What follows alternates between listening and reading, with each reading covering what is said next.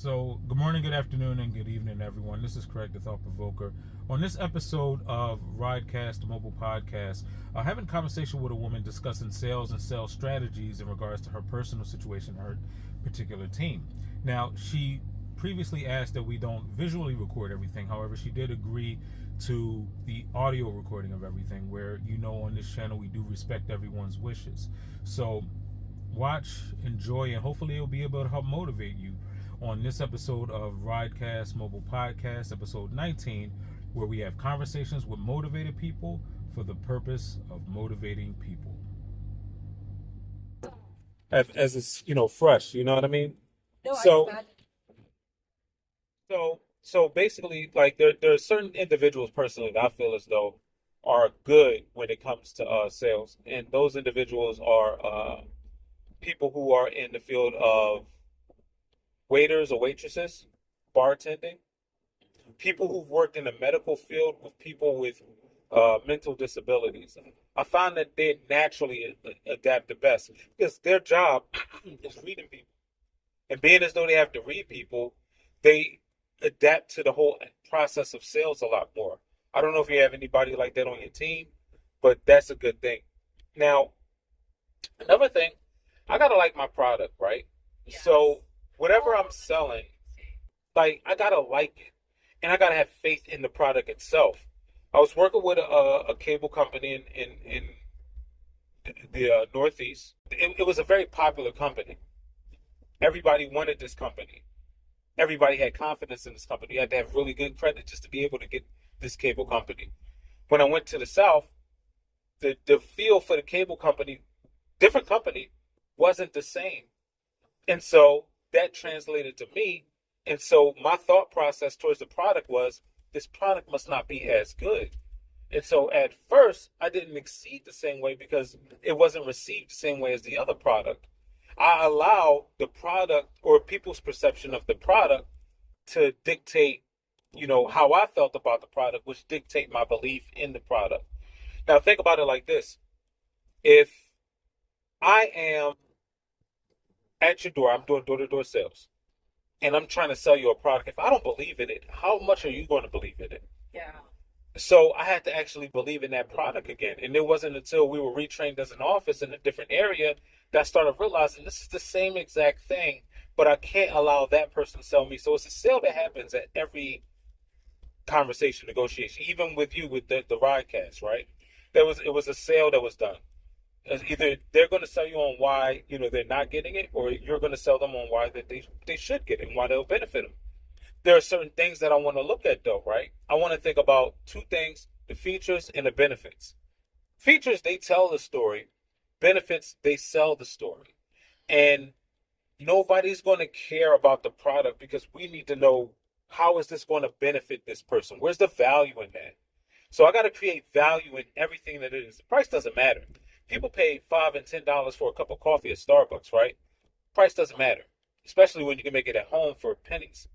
So I got to think about, where's the value in it? Where's the culture behind it? When I was selling water, doing that door to door, spring water, with the 5 gallon jugs, yeah, doing that. Well, at first I didn't really understand the product. And so I started thinking about it like, well, wait a minute. I started to get into drinking water myself, the differences in the water. And this is something like that's really simple, but I had to think about these little slight differences. And, with these differences, I had to really look at it, and I say to myself, all right, well, these are the benefits of having water. This is the benefit of having water delivered to you. This is the benefit of not having to go out and get water. Forget about the benefit of them saving money. It's about the convenience of having it left at your door. And that's why people do so much ordering from Amazon, from all of these other places. Once I had more confidence in my product, more confidence in what I'm selling, and had more understanding of my product, then I was able to actually sell the product a lot better. So I got to be able to make sure that with the team that I'm teaching, and the team that I'm talking to, and the team that I'm motivated, I got to find out what motivates them real quick, and find out how I can attach that motivation to them being successful in selling. Even if it's something personal, they want to take off to see their daughter's soccer practice, but they, too consumed with time. Well, if you can reach this level, then you can get there. Now they're motivated to actually reaching that sales level in order to get there. You see what I'm saying? So it's different ways that I have to motivate different people. You got to find out what makes each person click. Episode 17, where I'm talking to that lady and she's talking about managing her team, she has it perfectly. It's very few people that really puts a passion behind managing your team. The uncomfortable things, the things you're unsure of, you got to really become fascinated with it. I got to be really fascinated with it so I can become more passionate about it. And I got to make sure that this is something that I have a desire to fix.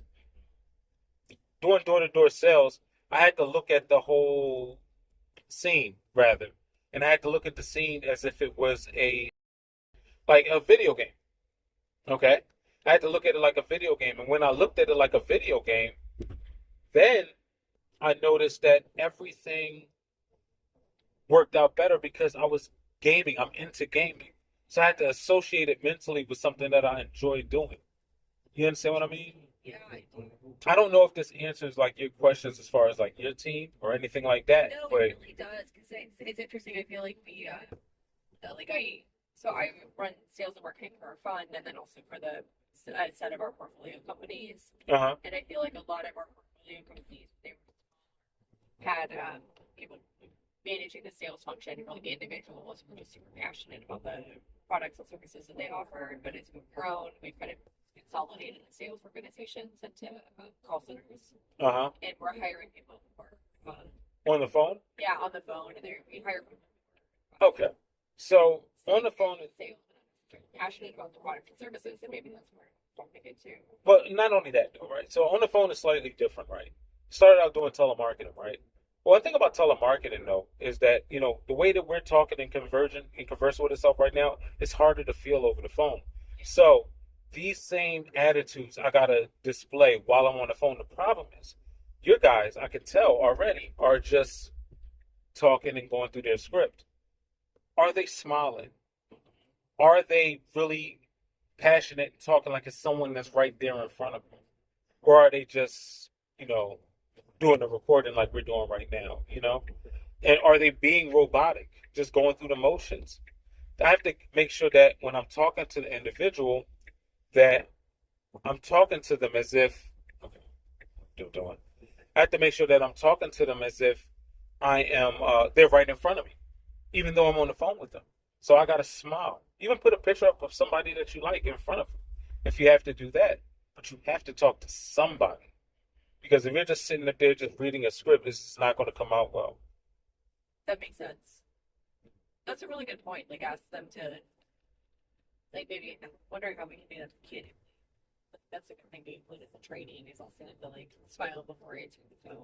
Do they have those desks that stand up with them? I think some of our teams do. Is If you, that helpful? that's very helpful because then you can walk around, you can talk, you can move your arms and everything like that. I mean, sitting down for long periods of time is not necessarily the best thing Yeah, you're when right. it comes to sales. Wait. I'll have to look into that. Like a couple of the places that I visited, it looks like there's a rotating desk that would be a good investment. Hmm. And if it can help make our people like healthier and happier, it seems like a really good. Yeah, thank you. That's a good. These are questions. Nice. Yeah, exactly. I try to